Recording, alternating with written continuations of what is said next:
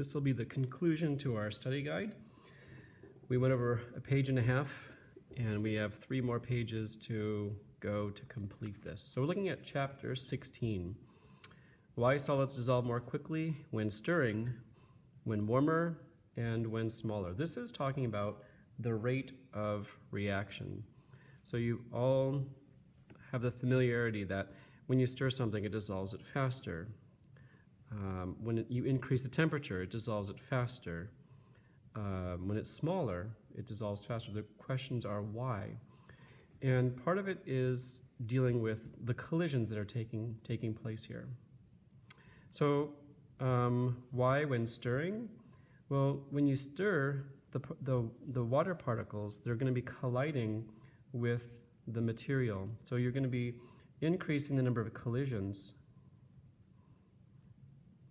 So you increase the collisions of the solvent, this is the material like the water, with the solute, and this is a substance such as the salt.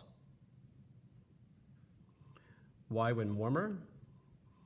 Well, when it's warmer, you increase the temperature, you're going to increase the speed of those solvent particles.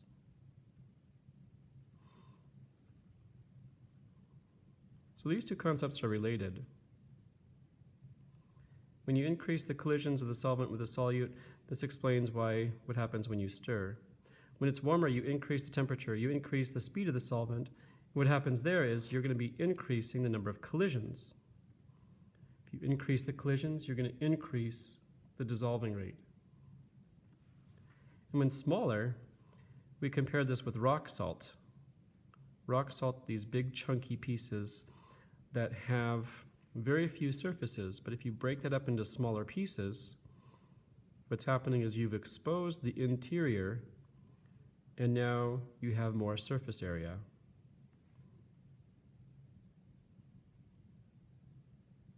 So when you increase the number of surfaces, you're going to be increasing the dissolving rate. Note a difference between solubility of solids and gases at different temperatures. So we already talked about solids, so actually let's talk about gases. So let's cross off solids here. Let's just take a look at gases. Gases is the exact opposite of what happens with solids. Remember, if you put, you got hot tea or hot coffee versus cold coffee, your sugar or your creamer or whatever it is that you're adding is going to dissolve a lot faster when you increase the temperature. With gases, it's the exact opposite. When you increase the temperature, you decrease the solubility. So the graph looks like this.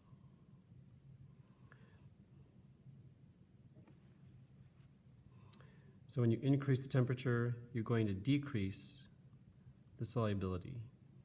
When you lower the temperature, you increase the solubility, meaning that gases dissolve better in cooler liquids.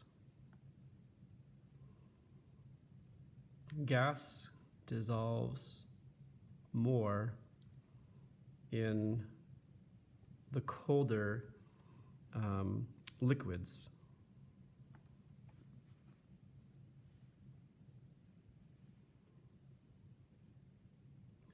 Understand how pressure and solubility of a gas in liquids, such as the soda pop.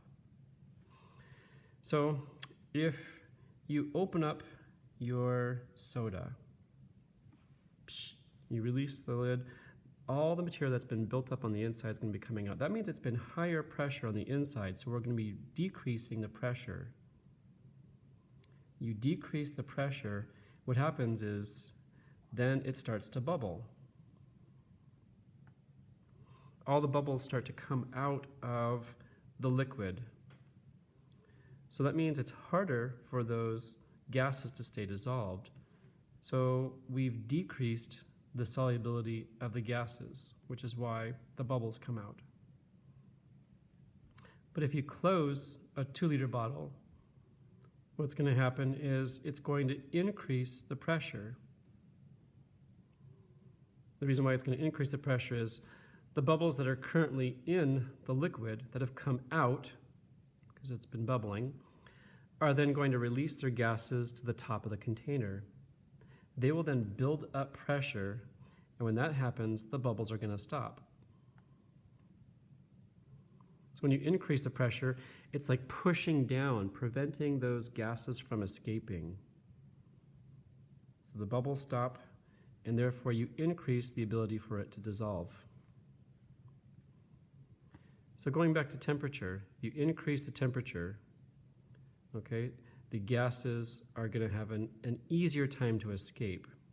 That's why sodas are also served cold, because they retain their carbonation for a longer period of time. And when you close your 2-liter bottle, the pressure is going to increase. You're pushing down and squeezing those gases, keeping them inside. So you're keeping it dissolved. You're increasing the solubility. Know the effects of ionic compounds have on the boiling point and the freezing point. So with this, when you add ions, when you increase the ions, you're going to be increasing the boiling point, but it's also going to decrease the freezing point. Okay, so if you remember, if we have plain water, let's say this is water here, and here's the freezing point of 0 degrees Celsius and 100 degrees Celsius. If you add any type of ion like sodium chloride or calcium chloride, whatever it is, if you increase the ions, it's going to increase the boiling point, and it's going to decrease that freezing point.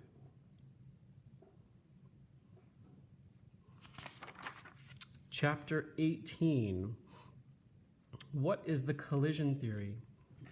Remember, I had some pieces of clay, and they were colliding. In order to get two substances to combine, they actually have to meet each other. But that's not all that there is. We need a little bit more. So particles first have to collide in order to react. Particles must collide to react. But just colliding, like the two pieces of clay, they were bouncing off of each other. They weren't actually forming a new molecule. So first, the particles must collide to react and have enough energy to stick.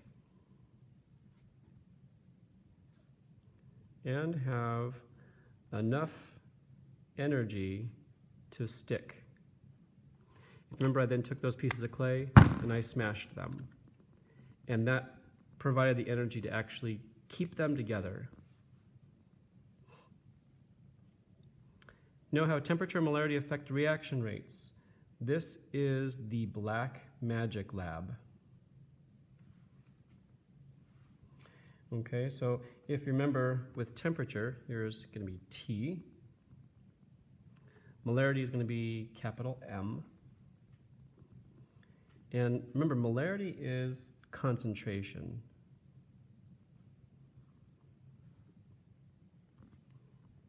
So things that have more particles are more concentrated, fewer particles are less concentrated. How does temperature and molarity affect the reaction rates? Well, let's take a look at temperature. If you increase the temperature, what's happening to the speed of those particles? The speed of those particles is going to be going faster. What's that going to do to collisions? You'll increase those collisions. Well, how about molarity, concentration? If you increase your molarity, you're going to be increasing the number of particles.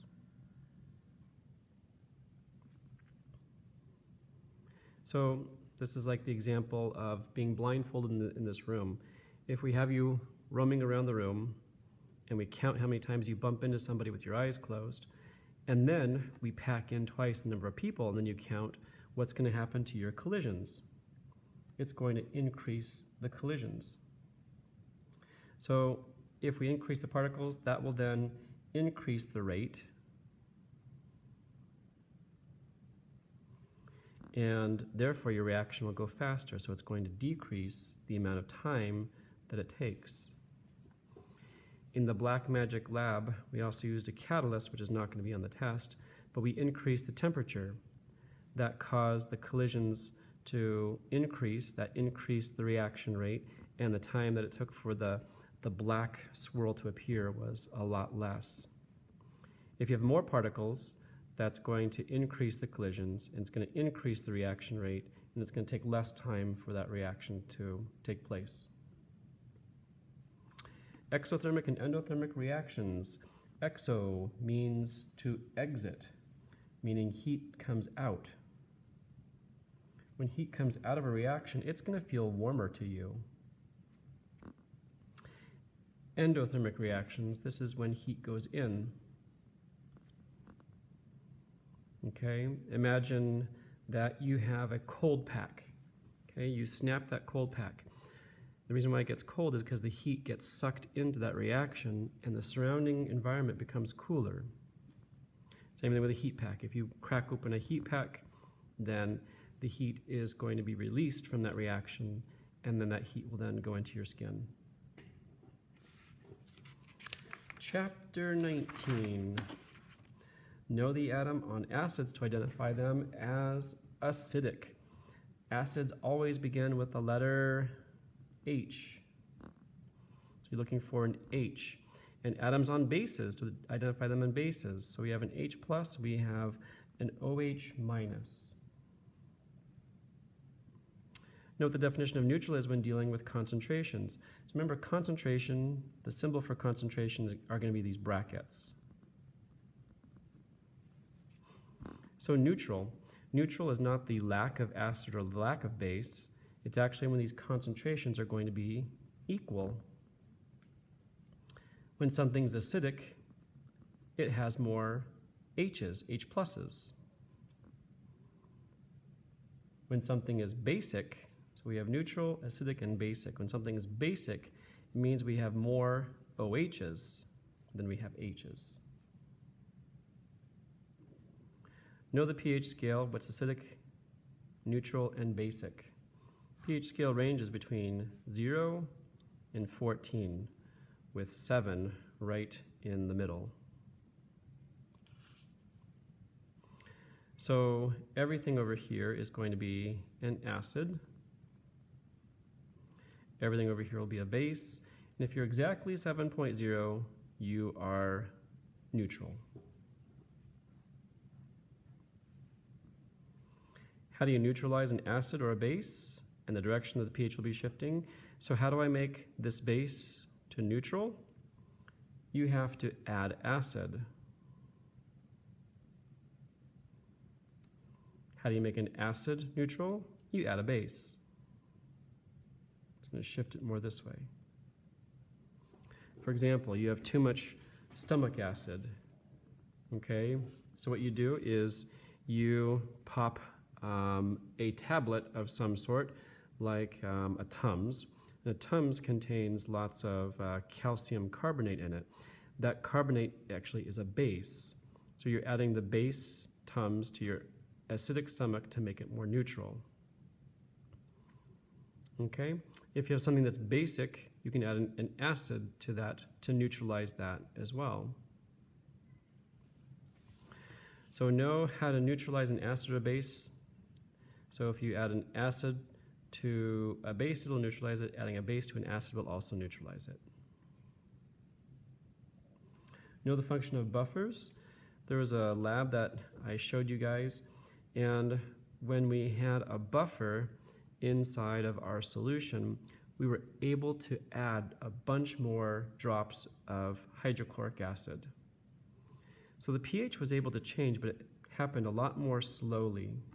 So buffers, the role of buffers is to resist a pH change.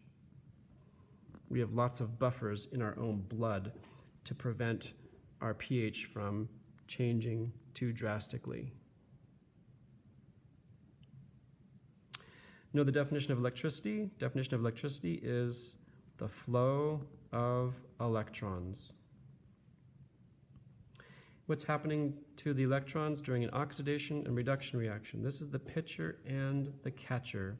These are your redox reactions. If you remember, your oxidation reaction happens first. This is the pitcher. Reduction reactions happen second. This is the catcher. What's happening to the electrons? These guys are going to be throwing the electrons or give the electrons. And these guys are going to gain the electrons. This is the pitcher. This is the catcher.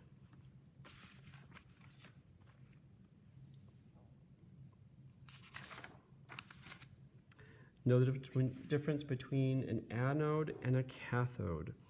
Anode has the letter N in it. This is going to be your negative electrode. Cathode has a T, which is close to a plus. This is your positive electrode. Know the direction the electrons are traveling from electrode to electrode. These go from the anode to the cathode.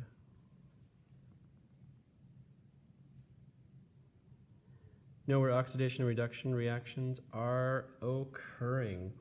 So if you have your voltaic cell, remember we had these two liquids.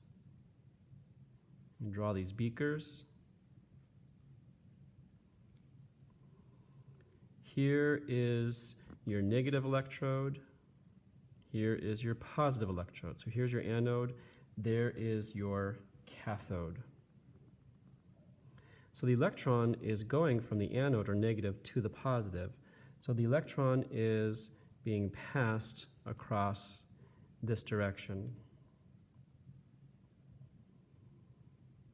Okay, so where is oxidation taking place? Well, oxidation is the giving of the electrons. It's the pitcher. So here's where oxidation is taking place. Here's where reduction is taking place.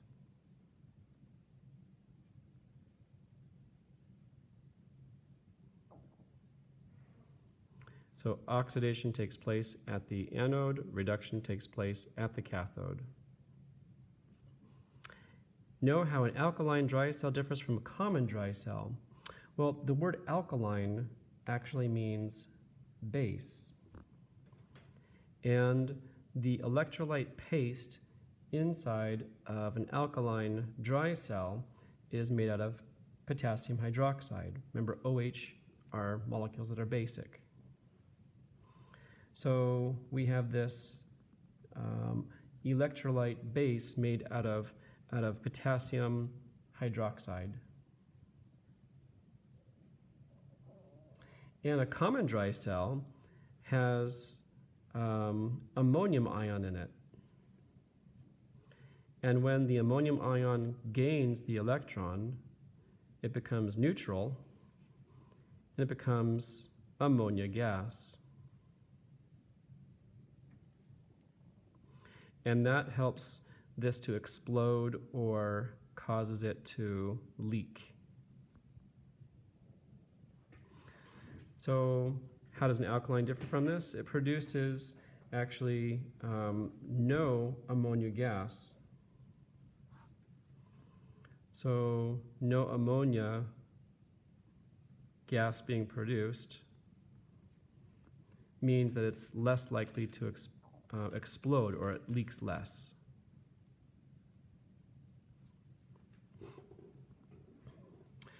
Know what happens to a chemical reaction when recharging a battery. So this is the normal scenario of what takes place, where the electron falls down from a higher metal to a lower metal. It's going down a hill. So how do we get that back to its original place? So normally what happens is this. We have the negative anode here, and we have the positive here, and that electron is rolling down the hill. So what we need to do is when recharging a battery, you plug it into the wall, it actually supplies the energy to push the electron back. So the electron gets pushed back to the anode.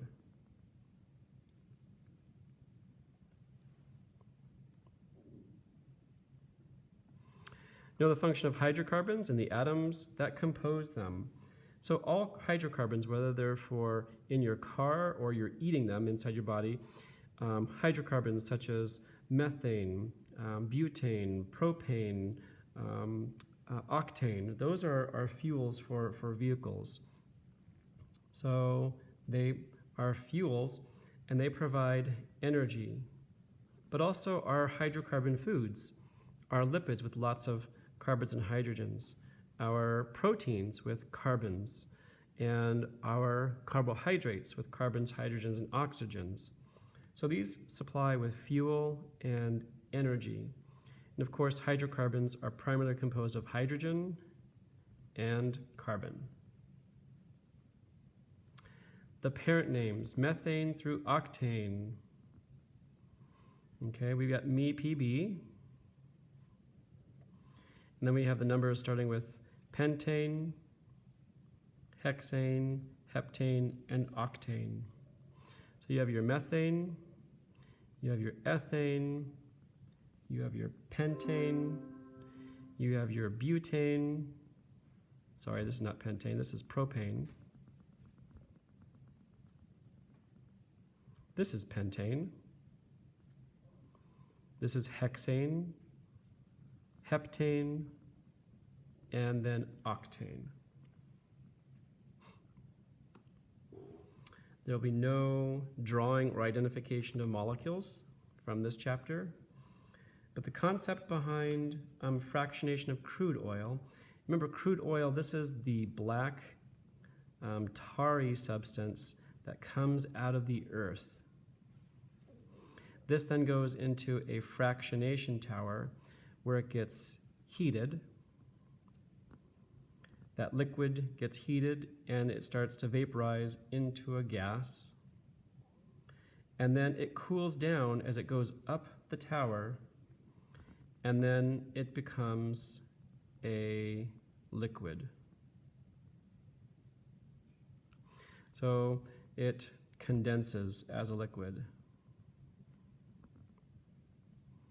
So the black tar comes in, it gets heated, it vaporizes it, and then it cools down as it gets away from the heat source, and then it condenses into a liquid. Last chapter, this is what a lot of the test is going to be on. Know what a monosaccharide is and two examples. So mono means one. So here's a one sugar. The two examples that we discussed were glucose and also fructose. Know what a disaccharide is. An example, disaccharide means two sugars. And when you take glucose and fructose and put them together, that will create table sugar. That's your sucrose. What's the shape of cellulose? So here we have the shape of cellulose, the shape of starch, and the shape of glycogen. We also have the function, the function, the function, and the creatures that they are found in. Cellulose has a shape that looks like this. It's linear. That enables it to lay down one on top of each other. And the function of this is for structure.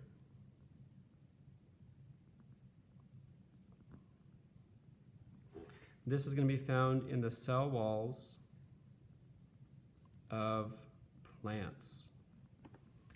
So this paper that I'm writing on right here, this is made out of cellulose, and it's made out of those paper fibers. You can actually sometimes see, if you tear a paper, you can see those little tiny plant fibers that are still there. Starch. We eat starch. Starch comes from plants. These are lightly branched molecules of glucose. Okay, these are all polysaccharides. So let's go ahead. Here's a monosaccharide. These are disaccharides. These are all polysaccharides. 2 C's, saccharides.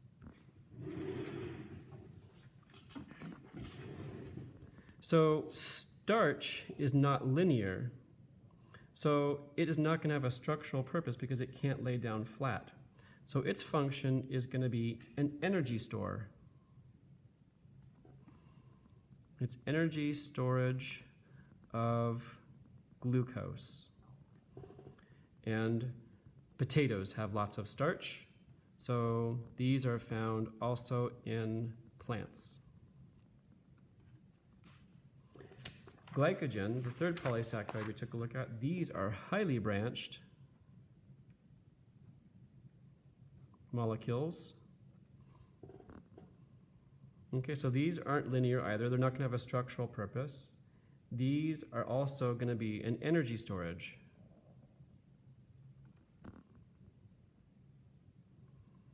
Okay, except these aren't found in plants. Glycogen is found in creatures like ourselves. They're found in animals.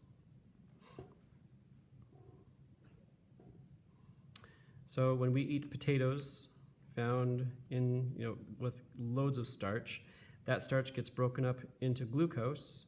That glucose then gets reassembled into these molecules of glycogen. Last page. Notice how we have a comparison right here of the shape of structural proteins versus the shape of functional proteins. Here's a structure and function, which is the big key concept that we were discussing in lecture. Okay, so shape of structural proteins, just like the shape of structural polysaccharides, they're linear.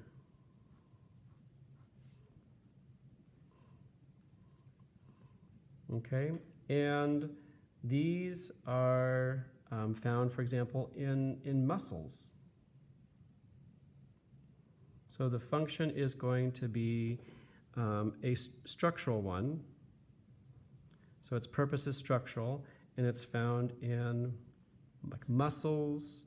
We have these tendon fibers, ligaments, etc.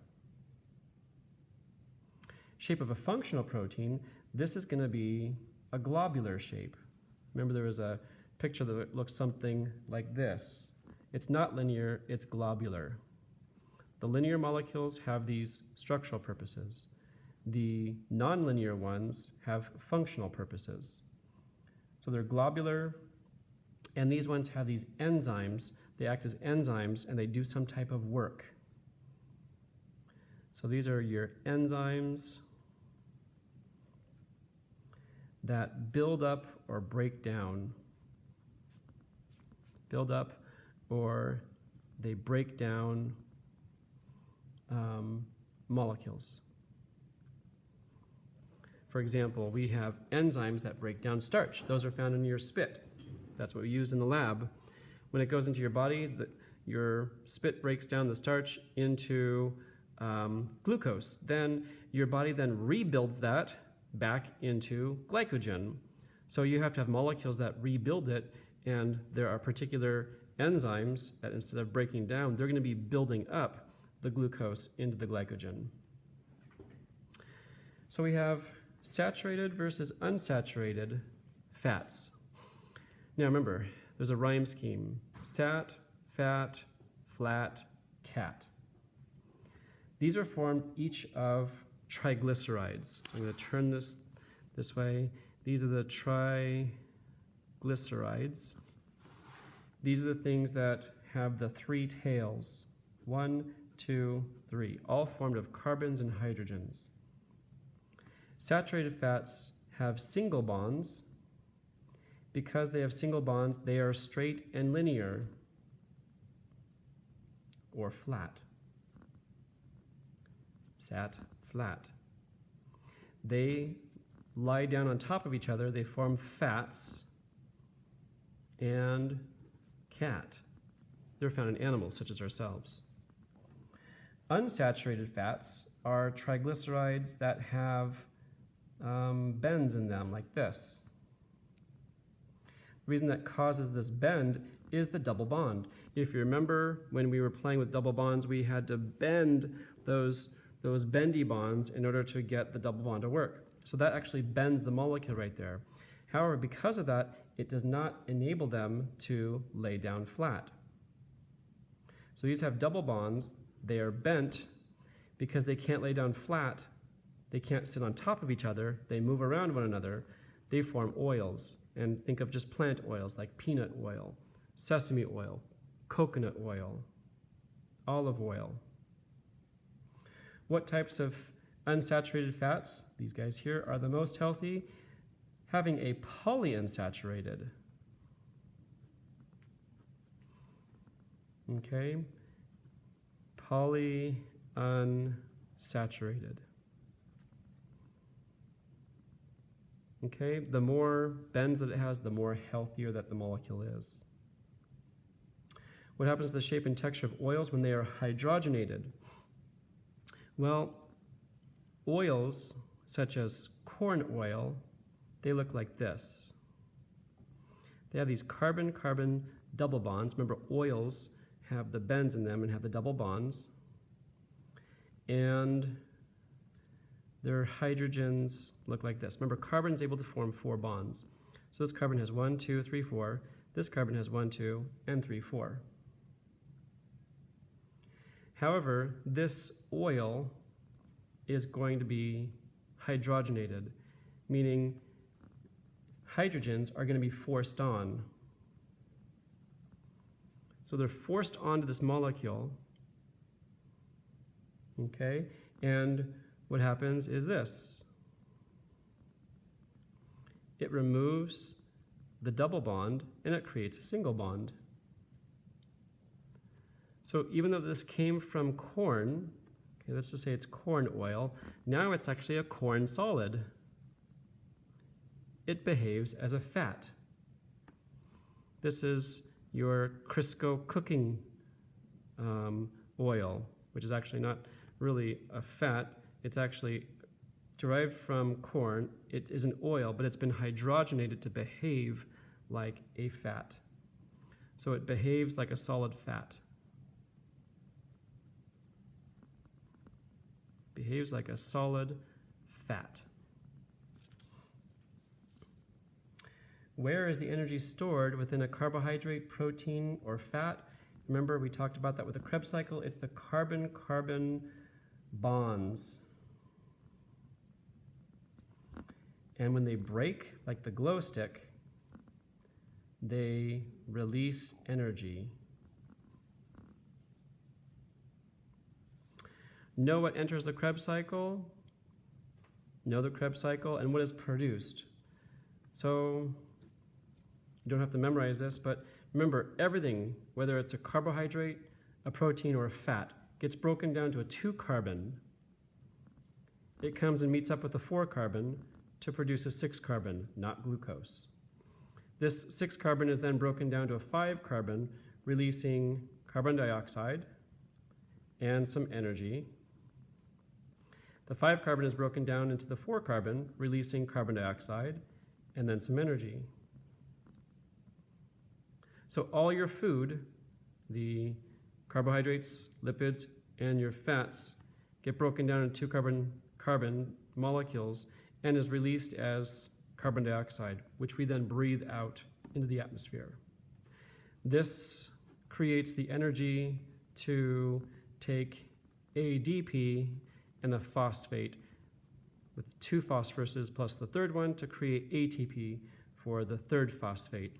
This helps to generate the energy for our bodies to function.